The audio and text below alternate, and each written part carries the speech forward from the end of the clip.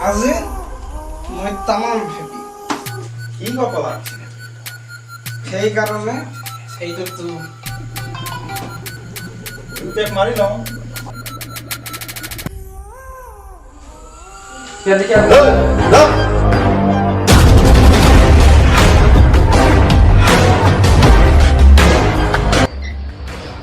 কিয়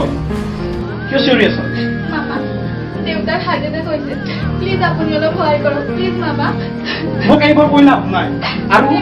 মোৰ পৰা সহায় কৰা আশা ভুলতো নকৰিবা তই এতিয়া যা আপোনাৰ টকা ঘূৰাই দিম মাত্ৰ দুদিন প্লিজ আপোনাৰ টকা ঘূৰাই দিম প্লিজ মোক দুদিন সময় দিয়ক প্লিজ